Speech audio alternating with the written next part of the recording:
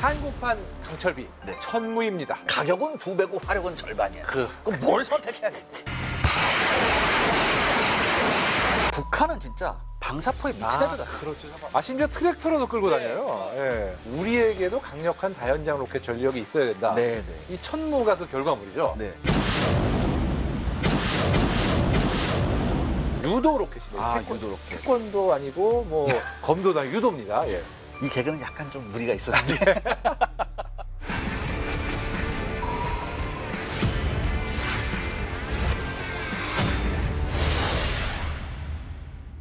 전 세계 방산 시장의 새로운 강자로 떠오른 K방산. 세계가 주목하는 자랑스러운 K-웨폰을 파헤치는 시간. 리얼 웨폰 K. 2025년 이 새해의 한국 방산 시장. 이 기자님은 이제 어떻게 전망하시는지. 저는 그렇게 장밋빛만은 아니다. 아, 일단은 이제까지 러시아 우크라이나 전쟁을 통해서 틈새 시장을 공략을 잘했는데요. 지금 굉장한 위기를 느끼고 있거든요. 우리보다 앞섰던 그 선발주자들이. 그렇죠. 그 선발주자들이 다시 한번 지금 힘을 내려고 하고 있고, 그다음에 우리를 쫓아오는 후발주자의 추석도 좀 매섭습니다. 매섭죠. 예. 그렇기 때문에 이걸 우리가 어떻게 극복해야 되느냐. 이 극복하려면 우리가 좀 더 혁신이 필요한데 만만치 않을 것 같습니다. 예. 그런 의미에서 오늘의 주제, 하늘을 뒤덮는 다연장 로켓, 하늘천, 우거질 무, 네. 한국판 강철비, 네. 천무입니다. 네, 알겠습니다. 아무튼 우리 오늘 천문에 대해서 할 얘기가 굉장히 많으니까 바로 본론으로 들어가시죠. 예. 예, 어쨌든 여러분의 구독과 좋아요, 알림 설정은 이 프로그램에 아주 큰 힘이 됩니다. 네. 천무, 네. 어떤 배경으로 탄생했는지 한번 좀 알아볼 수 있을까요? 우리나라는 원래 다연장체가 있었죠. 구룡이라고. 그렇죠. 구룡이 있었습니다. 그다음에 미국에서 또 하나 수입했어요. M270이라고 잘 아실 거예요. 그렇죠. M270하고 개량형 M270A1이 이제 들어왔죠. MLRS라고 해서 이게 다연장 로켓 시스템인데, 이렇게 미국에서 수입한 것도 있었는데 도대체 왜 우리 손으로 이런 다연장 시스템을 만들려고 했을까? 이 배경에는 국방개혁 기본 계획이 있습니다. 예. 이게 2014년부터 시작해서 2030년에 끝나는데, 이게 이래요. 우리가 사실 출산율이 떨어져서 병력도 많이 줄고 있습니다. 예. 더군다나 이제 군단의 숫자가 기존 8개에서 6개로 줄어들게 됐습니다.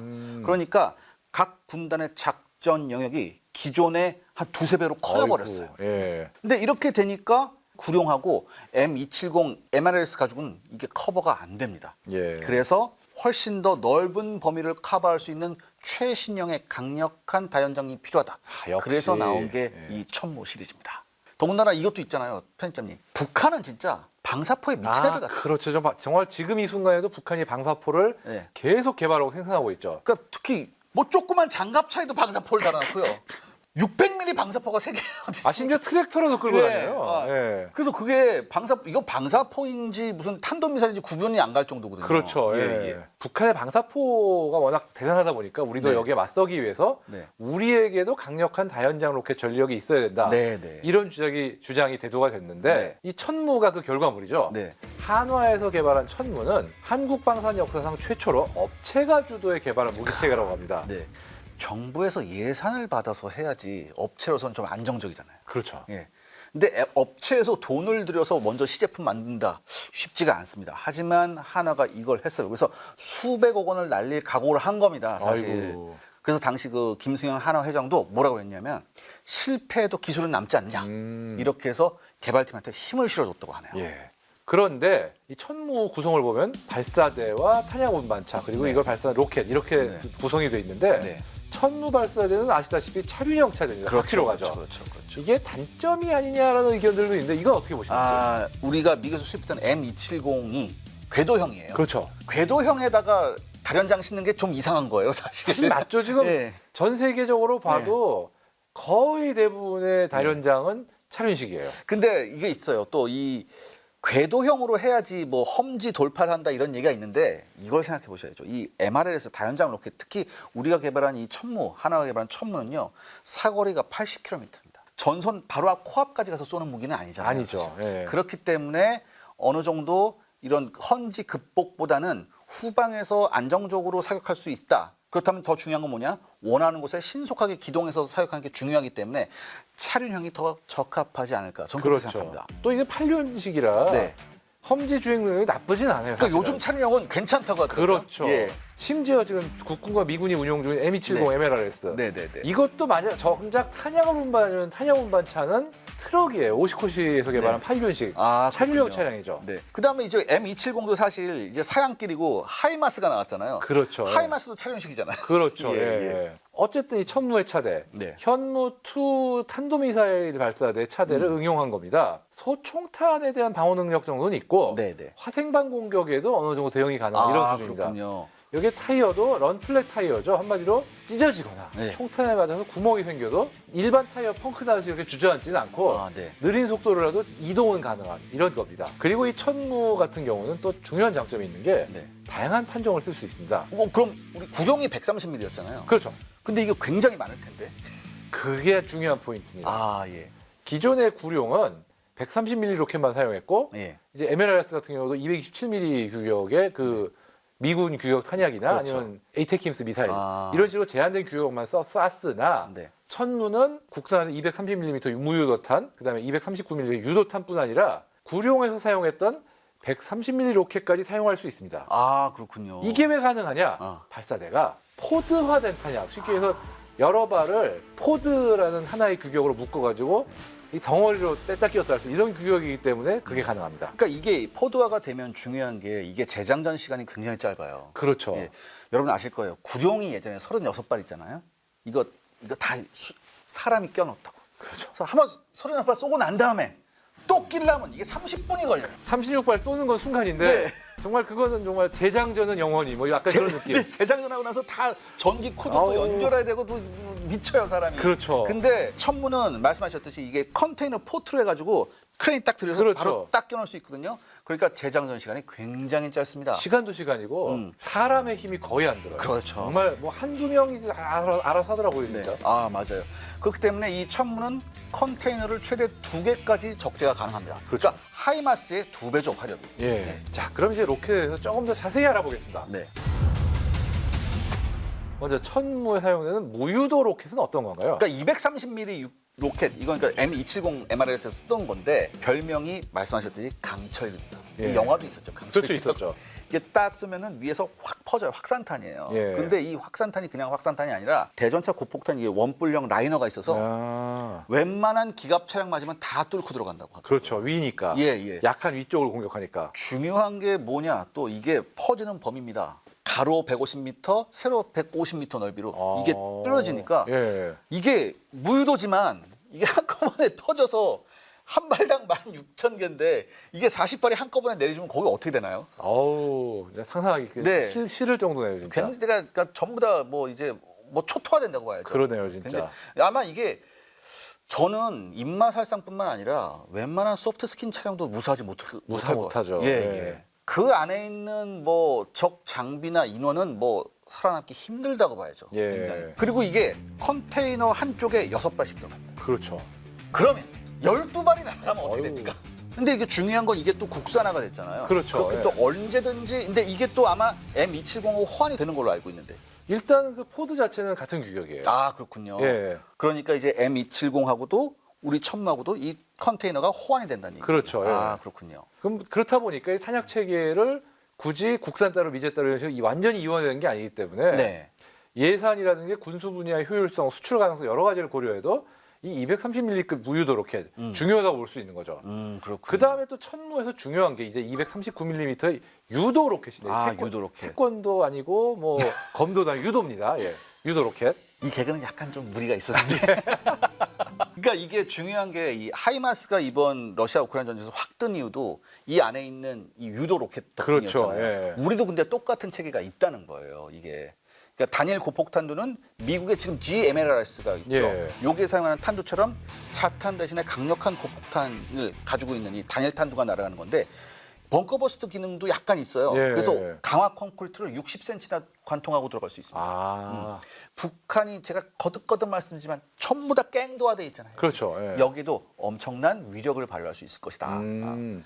근데 더 중요한 게 유도 기능이 있습니다. 아. 안에 INS 관성 한법 장치하고 GPS 그렇죠. 이 유도 장치가 있어서 이게 굉장히 정확하게 날아간답니다. 그렇죠. 하이마스 같은 경우가 공산 오차가 한 5m 정도 되는데 우리 천무가 발사하는 이 로켓도 거의 비슷한 수준의 공산 오차가 나온다고 하더라고요. 이게 또 지금 정확성만 높아진 게 아니라 네.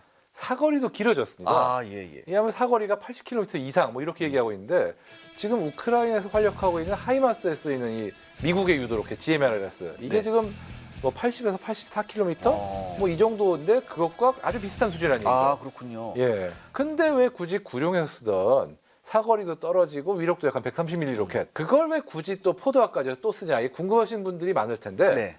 세상에 이유가 없는 게 없습니다. 그렇죠. 다 있습니다. 이유가. 네, 네. 예. 이게 일단 우리가 80년대 구형 개발하면서 30년간 썼어요. 그렇죠.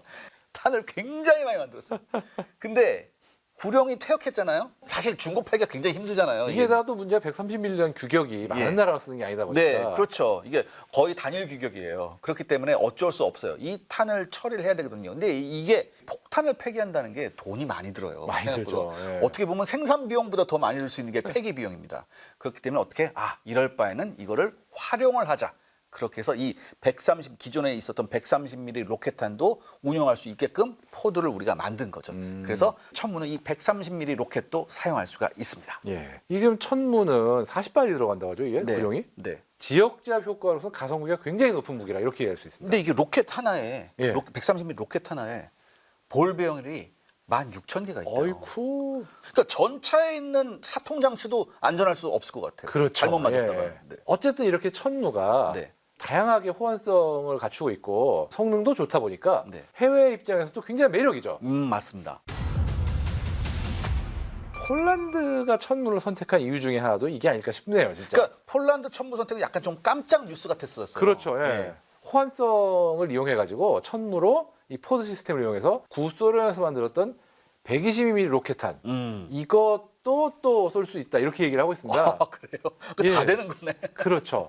이게 122mm 로켓 같은 경우는 네. 지금 우크라이나전에서도 정말 엄청 쓰이고 있는데 예, 뭐. 만약에 천무를 들이면서 새로운 탄으로 다 사용되면 부담이겠지만 이전에 쓰던 122mm 탄까지 쓸 수 있다. 이건 폴란드 입장에서는 땡큐 이렇게 되는 거죠.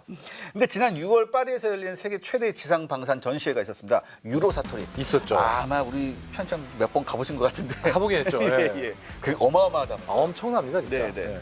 근데 여기서 천무의 실물을 유럽에 처음 공개를 했었는데요. 이 예. 적극적인 호환성. 아, 그렇죠. 예. 이거를 굉장히 어필했다고 하네요. 아, 그렇죠. 네. 이게 유럽뿐이 아니라 음. 이제 중동이나 아프리카까지 범위를 넓히면 진짜 120mm 로켓탄은 음. 거의 그 지역의 국룰, 거의 표준 이런 소리를 해도 될 정도로 정말 흔해요. 아, 이제 말 나온 김에 이제 수출 현황 한번 보죠. 네. 지금 아랍에미리트에서 2017년에 수입을 했습니다. 네. 당시 세계 최고 수준이라는 하이마스 네. 이거하고 천무하고 비교를 하고 간보기를 하다가 그게 천무가 낫다 그러고 천무를 낙점을 했죠. 그 다음에 또 폴란드 2차례에 걸쳐서 천무 290대와 관련 탄을 수출했죠. 네, 네. 계약 규모가 7조 2천억 합니다. 와, 어마어마하네요. 예.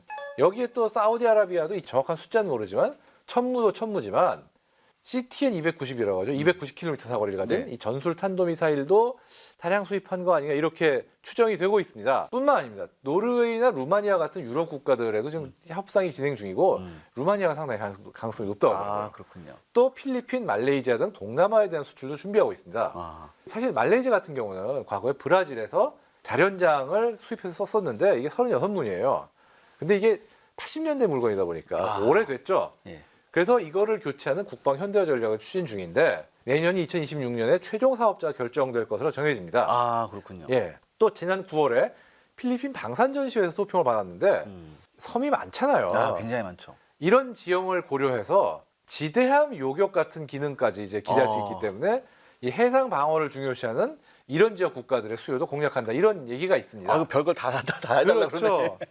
지금 에스토니아 같은 경우도 지금 하이마스가 네. 사실 수출이 인기가 높다 보니까 네. 인도 지원이 자꾸 되고 있다고 그러더라고요. 대안을 물색 중인데 이 천무가 바로 후보로 꼽히고 있습니다. 아, 그렇군요. 에스토니아는 이미 K9으로 한화와 이제 깊은 협력을 맺고 있죠. 아, 예, 예. 이게 천무로 이어지길 좀 기대하고 있습니다.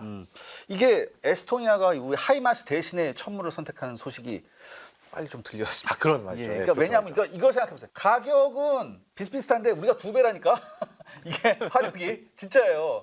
그러니까 해외뿐만 아니라 이 하나 에어로스페이스가 우리 육군에도 천무 다연장 로켓과 탄약 운반차 3,400원어치를 공급하기로 했습니다. 이렇게 되면 이게 육군의 포병 전력이 훨씬 강해지는 거잖아요. 그렇죠. 예. 사실 지금 이렇게 말씀하시는 걸 보면 특히 이게 개발도상국 같은 경우에 포병 화력이 약한 곳에서 천무에 대한 굉장히 관심이 있는 것 같아요. 자, 어쨌든 이렇게 정말 많은 나라에 이제 수출이 진행 중인데 네. 라이벌이 없으면 모든 이야기는 성립이 안 됩니다. 제가 말씀드렸잖아요. 하이마스였다. 하이마스. 예. 가격은 2배고 화력은 절반이야. 그럼 뭘 선택해야 되냐? 그래도 하이마스가 이게 있잖아요. 그러니까 실전에서 검증이 됐기 때문에 만만치 않은 경쟁력이 있지 않습니까? 그렇죠. 네.